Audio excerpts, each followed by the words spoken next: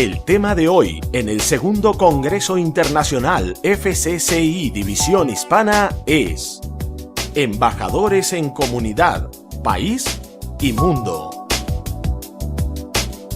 Capsular todo lo que hemos estado discutiendo a través de estos días, ¿verdad? Entonces, sin ningún orden aquí en particular, voy a empezar con John. Y básicamente, John, la pregunta es lo siguiente.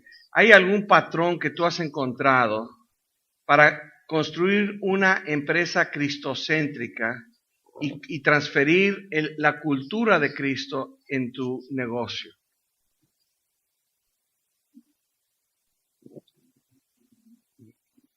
Well, thank you, first of all, Pat, for this incredible experience of being here together. Primero que nada, quiero agradecerte, Pat, por este tiempo increíble y esta experiencia. And it's been interesting to me that not just in what I shared, but what several others shared, there really is a pattern. Y es muy interesante ver que no nomás lo que yo he compartido, sino lo que los demás han compartido, verdaderamente hay un patrón. And it shouldn't surprise us, I guess, that the pattern begins with us. No debería de sorprenderos que el patrón inicia con nosotros. And when we have our own hearts right with the Lord, then things start happening. Y cuando tenemos nuestros corazones correctamente posicionados con el Señor, entonces todo empieza a suceder. But it's also my experience that we've got to get our heads right. Pero también es mi experiencia que también tenemos que tener nuestra mente correctamente. And there are deep-seated barriers to understanding the place that faith has in the work world. Y tener un entendimiento profundo y bien cimentado para entender lo que Dios tiene para nosotros en el futuro. So we talked about some of those things that we need to understand if we're really going to bring a Christ focus to our workplace. Así es que hemos hablado de las cosas que tenemos que entender para poder tener un enfoque en el Señor Jesucristo. So with our hearts right and our heads right, we can start moving with our hands to build a team and to impact the culture. Entonces, si nuestro corazón está correcto, nuestra mente está correcta, podemos entonces crear un equipo y enfocarnos a servir al Señor. Una pregunta, John. Tú llevas una carrera muy larga, ya muchas altas, muchas bajas. Una persona podría ver tu testimonio, la empresa, y ve uno una corporación que ha tenido mucha influencia a nivel global. Viendo a través de tu transcurso de tu vida, ¿cuáles han sido los mejores y peores días en tu travesía de tratar de operar tu empresa para Cristo?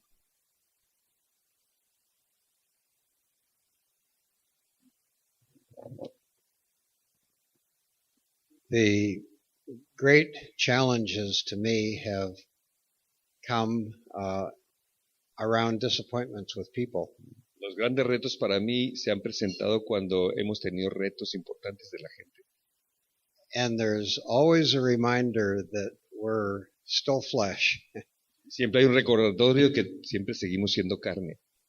And as much as we might like to put our trust in other people, we really must come to the point where our trust is in God. Por más que quisiéramos hacer un esfuerzo para estar confiando en otra gente, al final de cuentas nuestra confianza tiene que estar en Dios. I think of a man that I worked with for nearly 30 years. Pienso en un hombre por el que trabajé por 30 años. And things fell apart in our relationship. Y nuestra relación se desbarató. And they really haven't recovered from that since, and that's been several years ago. Y desde entonces no se ha recuperado y ha sido esto hace bastantes años. So those are the tough things. Esas son las cosas It difíciles. really revolves around people. Al final de cuentas todo esto se desenvuelve alrededor de la gente. But offsetting that, there have been such times of joy and triumph.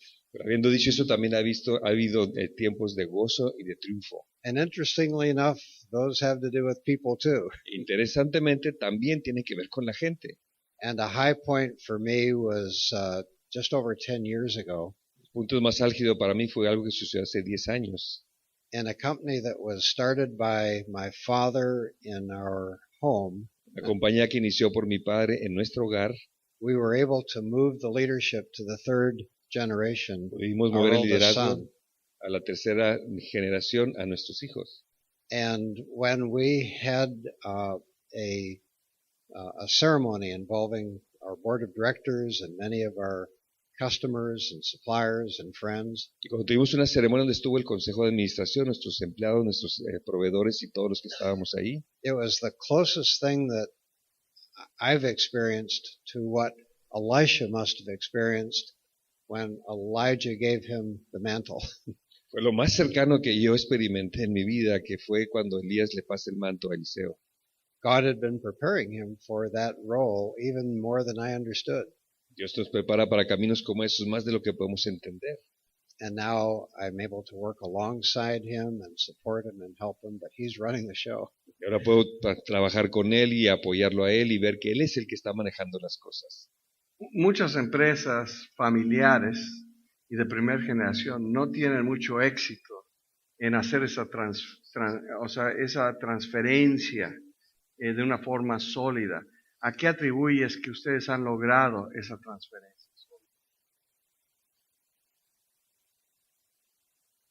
The process really begins early. El proceso se inicia mucho antes.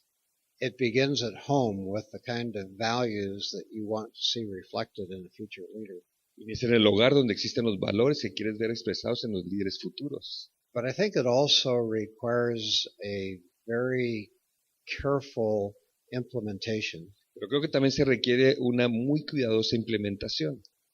We were careful to not put expectations on our children that they would disappoint us if they didn't go into the family business. Fuimos muy cuidadosos en no tener ni crear expectativas para que nuestros hijos sintieran la obligación de seguir los negocios de sus padres.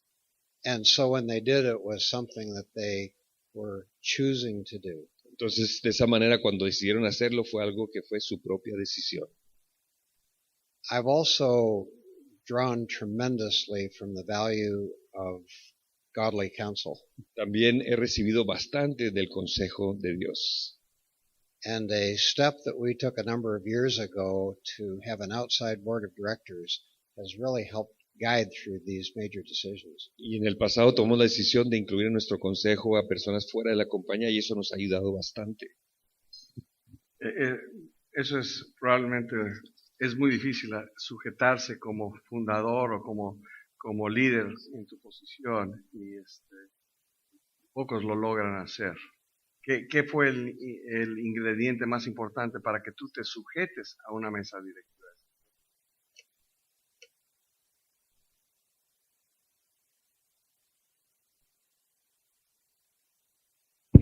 If I understand the question, it was how a strong leader submits to a board of directors.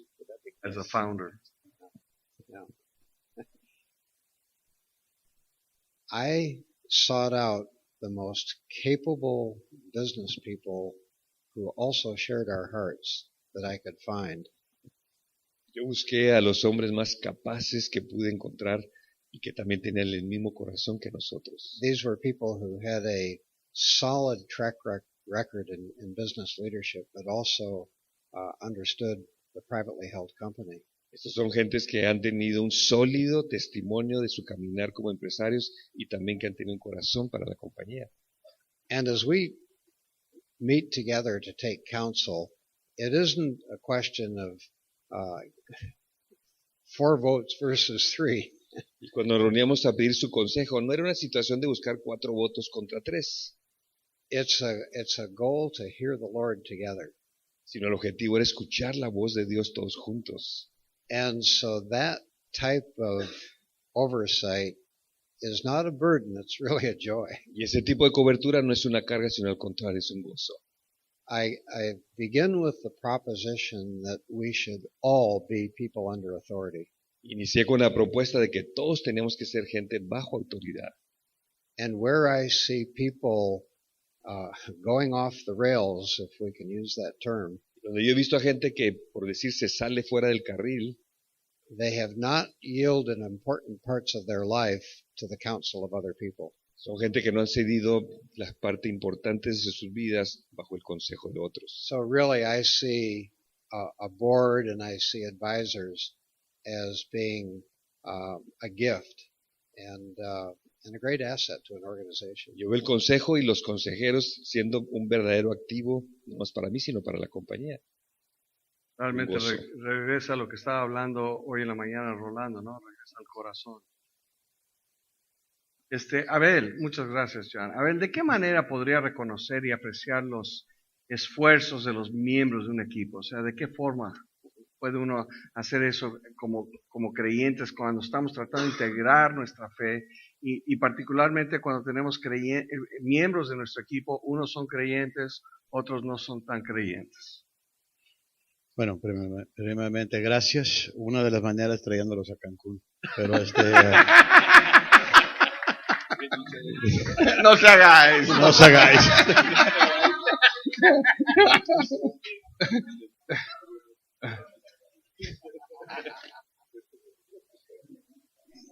Yo creo que en una organización como en una iglesia hay diferentes niveles. Y cada persona que pertenece al equipo se recompensa en la manera en que desempeña su labor. Todos somos parte del cuerpo de Cristo, somos parte del equipo, pero todos hacen funciones diferentes. Una de las cosas que yo hablé, no sé recuerdo que fue ayer o hoy, ayer fue del reconocimiento y de la aprecio. Y yo creo que lo que tú estás haciendo en reconocer gente, lo debemos de hacer nosotros a nivel local, en nuestras iglesias o en nuestras empresas. No esperar venir a Cancún cada año, sino uno lo puede hacer poniendo, si hay un boletín en una empresa, o el empleado del mes, una cena para dos. Hay muchas maneras de cómo reconocer siempre y cuando los lineamientos se lleven a cabo de esa persona. Porque si la organización está reconociendo o no diferenciar entre los holgazanes y los deseosos al trabajo, de pronto esa organización va a tener puros holgazanes. Entonces, que los holgazanes puedan entender que tienen que salir de su zona de confort para que se les reconozca lo que ellos, más de un cheque, que no sea el cheque el enfoque de ellos, sino que se sientan como parte de todo lo que se está llevando dentro del equipo. Si te entiendo bien, los valores que tenemos en la organización, utilizas esas oportunidades para reforzar cuando se ejecutan esos valores. Debe formarse una cultura. Así es. Aún cuando se hablaba ayer, Jan lo hablaba, él lo mencionaba constantemente y lo mencionó Rolando también de cómo encarnar esos valores a la gente que está trabajando y que se apasione sobre todo esto, porque pueden tener la actitud positiva en lo que están haciendo, pero si no existe la pasión en esa actitud positiva, se le va a acabar el combustible. Pero usas la palabra cultura, es mi entendimiento, mi observación personal es que toda empresa, no importa cuál, tiene una cultura. Es una acumulación de las culturas de las personas que forman parte de la organización. Pero como empresarios creyentes que entendemos que somos administradores de la empresa que Dios ha puesto en nuestras manos, el reto es cómo transformar la cultura a una cultura cristocéntrica que se adapta a los valores del dueño de la organización. Y la pregunta es, ¿cómo utilizas esta estrategia para reforzar eso? Yo creo que todo está en las relaciones. A la gente no le interesa lo que uno sabe hasta que saben lo que uno se interesa. Y si uno como el líder principal o el encargado de esa organización se interesa, aunque sean de una fe diferente, genuinamente por esa persona y con el respeto de lo que ellos creen, ellos van a respetar la disciplina y la cultura de la misma organización. Pero si imponemos algo, van a resistirlo. La influencia es la palabra clave dentro de esa cultura. Y en tu experiencia, y yo probablemente te preguntaría esto a ti, Rolando. Tú llevas muchos años de experiencia con empresas, con empresarios. ¿Por qué crees que es tan difícil que creyentes realmente tomen ese paso y sean hacedores de todo eso? O sea, ¿por qué el temor? ¿Por qué no lo ejecutan? Bueno, en primer lugar, yo creo que porque muchos de los creyentes de nuestro continente no han experimentado en el día a día lo que significa vivir bajo el control de Cristo, empoderados por la llenura del Espíritu Santo.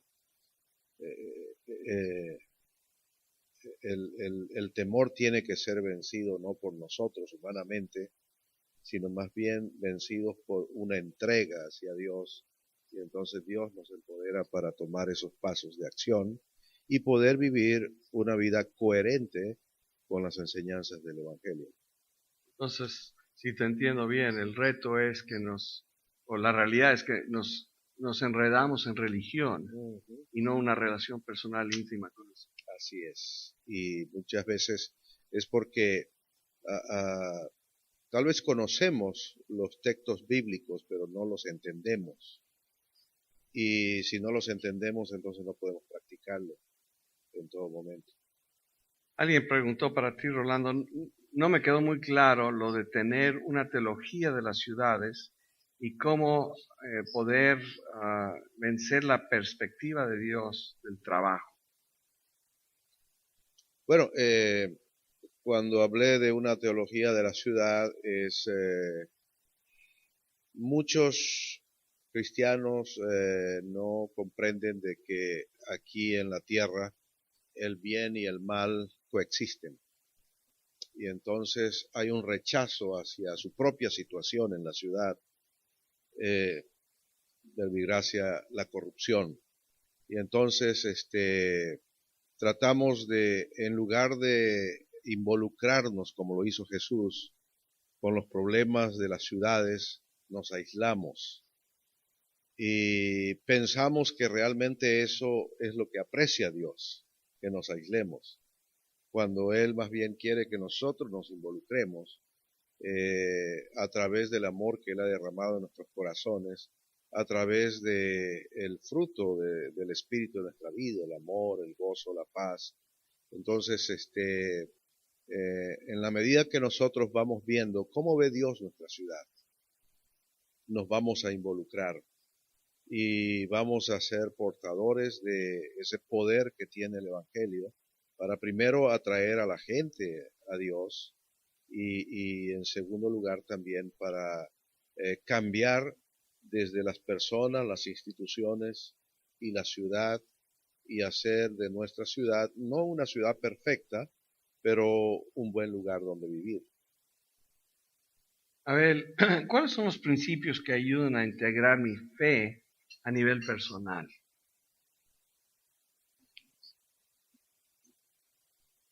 Yo creo que lo que yo hablé en esta mañana sobre la identidad propia, tiene que desarrollar ciertas convicciones basado en la palabra. El problema de nosotros, los hispanos en esta cultura, nos guiamos más por las emociones, por lo que sentimos del momento. Y si yo voy a tomar decisiones, aún siendo de la fe, basado en los sentimientos, mi vida va a estar una vida muy confundida y muy inestable. Inclusive la palabra de Santiago que me dice el hombre de doble ánimo, literalmente significa tambaleando como un borracho. Es lo que quiere decir doble ánimo. Y muchos de nosotros guiamos nuestra vida así, aún siendo cristianos. Entonces yo necesito crear principios que van a regir mi vida, aún en mi fe y en mi relación con Dios, que no son negociables. ¿Y cómo lo hago? Simplemente encontrando esos principios en mi Biblia. O sea, por ejemplo, yo no voy a negociar en mi fe mi relación con Dios. Es algo que no voy a negociar. Puedo estar entre pecadores y como dice el gran presidente, uno de los grandes presidentes de México, el respeto al derecho ajeno es la paz. Entonces yo respeto lo que ellos, pero también doy a conocer mis principios. Una vez viajaba en un avión de Tijuana a México, iba estudiando en la Biblia, un empresario de Ensenada me va viendo y muy incómodo y como a la hora me dice, muy sorprendido, ¿es usted cristiano? Y yo volteo y le dije, ¿y usted no? O sea, pues que yo sé a dónde voy, estoy convencido de lo que yo soy. Entonces, si yo me hubiera avergonzado y me escondo la Biblia y la pongo en mi maleta, pues estoy negando la fe que yo tengo. Entonces, yo creo que yo tengo que demostrar a través de mis convicciones la fe que tengo en Dios y vivirla a través de mi vida personal. Y lo que decías ahorita, a nuestro hermano aquí Rolando, es algo muy importante porque mucha gente en la iglesia se quiere llevar el trabajo y lo está predicando, lleva la Biblia, y oye bro, y a todos le dicen hermanos cuando a toda la gente se asusta. Se ve por los frutos los conoceréis, no por su trabajo, no por lo que él diga, sino por sus frutos los conoceréis, y los frutos son la fe, las convicciones que yo tengo, las convicciones que yo he desarrollado en mi vida, no solo como pastor tengo unas convicciones, como empresario tengo otras convicciones, que a final de cuentas todo va, pero lo tengo que poner diferente porque la iglesia no entiende muchas de esas convicciones en lineamiento. Por eso yo tengo que tener mis convicciones basado en la palabra de Dios, de que nadie me va a mover. Si es un gusto, nado con la corriente. Si son convicciones, me sostengo firme. John, otra persona preguntó, ¿por qué hay tantas personas hoy, y particularmente en el mundo de los negocios y como creyentes, que no tienen un sentido legítimo de propósito? Realmente como que existen, no viven.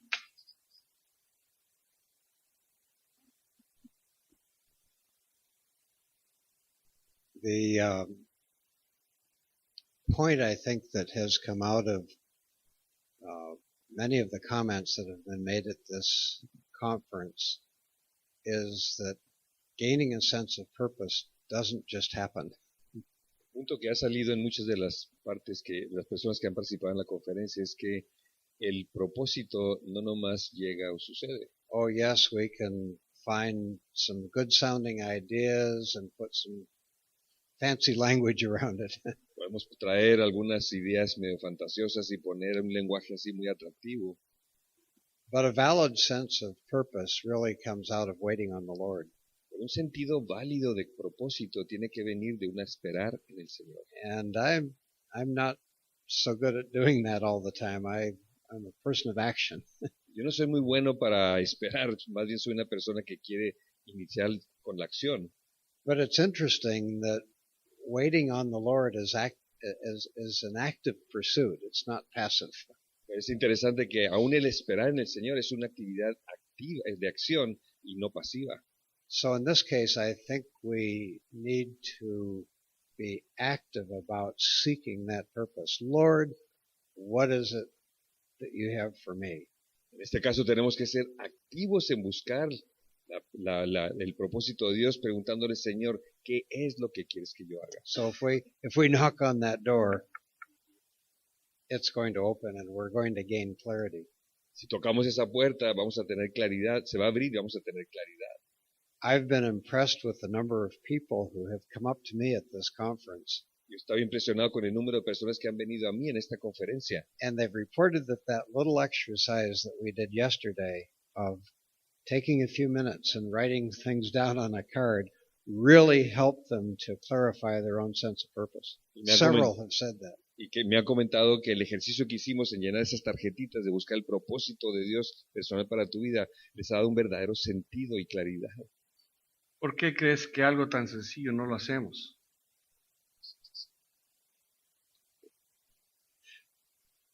No, nobody suggested it to us. Porque nadie nos lo ha sugerido.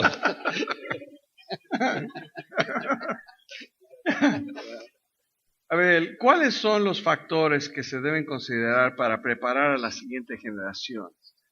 Hemos hablado ahorita de transición y todo. ¿Qué es lo que uno debe considerar? John dijo algo muy cierto ahora que pasó la estafeta a su hijo, que esto tiene que empezar temprano, porque esto no son las sopas marruchanas que las pones en un horno y le pones 13 minutos y ya está listo. Es un proceso de vida. Es transferir tu pasión, tu corazón, la cultura para que él vaya formando, porque va a ser diferente a uno. Su hijo es diferente a él. Mi hijo está siendo diferente. Yo lo veo más raro que yo, pero pues es punto y aparte. ¿Por qué? Porque es otra generación totalmente diferente.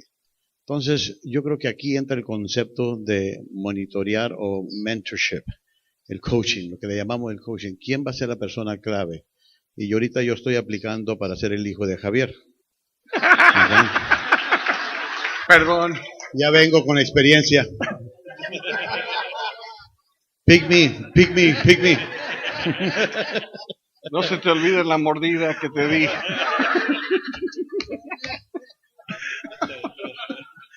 Pero te fija que no quiera ninguno de sus yernos.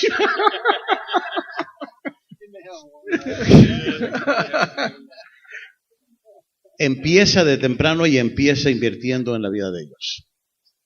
Y entendiendo que no van a ser igual que uno. La verdad, te van a cambiar la jugada, porque están viviendo otro tiempo. La tecnología que ahora se tiene, tanto en las iglesias como fuera de, o en el mundo secular, si no la usamos, vamos a quedar fuera de la jugada. Y ellos vienen con una mentalidad totalmente diferente. Y por eso uno tiene que estar abierto, más que ellos, uno tiene que estar abierto que un momento que se pase la estafeta, ellos deciden y uno queda como el coaching de ellos, el consejero de ellos para que ellos puedan correr libremente. Pero creo que has mencionado algo. Muchas veces es muy difícil, se pasa la estafeta, pero se jala de nuevo. O sea, te encomiendo, eres el que, pero la regaste, ¿verdad? Y hasta que se muera no cambia nada. Exacto. Y están pidiendo que se muera primero para que ya no le dé lata. Así es. Rolando, ¿cómo se integra? A lo mejor esto sería un poquito más para Poncho. ¿Cómo integrar a la iglesia en mi trabajo sin verme autoritario o sin chocar con mi pastor?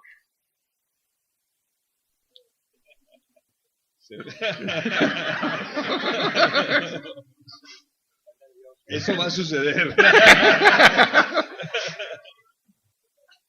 Yo creo que, primero que nada, y basándome en lo que Jan acaba de decir, hay que tener un propósito muy claro y entender que el propósito de Dios no es llenar las iglesias de creyentes, sino alcanzar al mundo llevando el evangelio.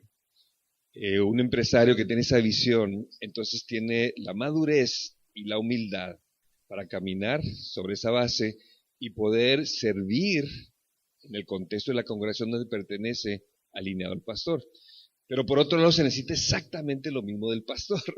Si el pastor no tiene esa visión, sí va a chocar con el empresario, sí va a suceder. Pero si el pastor tiene la misma visión, también tiene que tener la misma humildad, la misma claridad para colaborar junto con el empresario y lograr allá. Realmente yo creo que es algo que estamos descubriendo, que tenemos que aplicarnos y que solo así vamos a cambiar y empezar a tener los primeros modelos para entonces poder repetirlos. Claro, claro. Porque Poncho trajo algo muy cierto y la experiencia ahora del área pastoral, que muchos de los pastores, como no están preparados, se ven más intimidados con el empresario y se opacan. Y eso entra a lo que platicamos ayer, la falta de respeto y la falta de amor entre el pastor. Yo creo que amar, o sea, el principio bíblico que Cristo nos dio, no lo implementamos muchas veces. Y es que realmente el mundo se va a dar cuenta que somos sus discípulos por la forma que legítimamente nos preocupamos y amamos el uno al otro. Rolando, ¿cómo puedo como empresario influenciar a gobernantes para Cristo? Si yo estoy aquí en una empresa, ¿cómo puedo yo tener una influencia en las autoridades de gobierno? Bueno, tenemos que orar por ellos, es un mandato bíblico, y eso nos va a llevar a no juzgarlos. Creo que el gran problema en la sociedad, y por la razón inclusive del conflicto que se hablaba anteriormente, que no llegamos a tener tanta confianza como tenemos, por ejemplo, con Dios, en nuestro trato personal, es porque juzgamos mucho. ¿No? Llegamos a conclusiones. Sí. Entonces, si oramos por nuestros gobernantes, nos vamos a acercar con ellos y vamos a tener diálogos honestos, sinceros, diálogos en los que ellos mismos van a confesar si es que han caído en algún acto de corrupción. Y el no juicio los va a atraer a Dios. Bueno, pues yo quisiera resumir esto dándole las gracias a cada uno de ustedes, han sido una gran bendición. Les voy a pedir un favor. Piensen en ese punto, de lo más importante que ustedes nos han estado transmitiendo, ¿qué quisieran ustedes que saliéramos de aquí recordando de todo lo que tú nos has compartido, John? ¿Qué sería la cosa más importante que quisieran que captáramos y fuéramos a aplicar? That if our work is unto the Lord, it's a high calling. El trabajo que hacemos para el Señor es nuestro llamado sublime. Y Abel te haría la misma pregunta. Que si nuestro llamado, el trabajo, como dijo John, le interesa y es importante para Dios en nosotros, también nosotros podemos tomar de esa manera, que es importante. Amén. Dios le da ese valor. Amén. Yo creo que todos debemos insistir en conocer momento a momento, día a día, un poco más de Dios, de sus atributos y de su carácter, para que en el caso del carácter se desarrolle en nosotros. Gracias. ¿Y Poncho? Todo empieza con una pasión desbordante por aquel que dio su vida por nosotros en la cruz. Después de esa entrega, ese compromiso, entonces viene la aplicación de mucho de lo que hemos aprendido a través de nuestros tres expositores. Bueno, pues no me queda más que dar las gracias a cada uno de ustedes. Ha sido una gran bendición estar con ustedes. Que Dios los bendiga y gracias por ayudar a enriquecer mi vida y la vida de todo nuestro equipo aquí. Que Dios los bendiga. Gracias.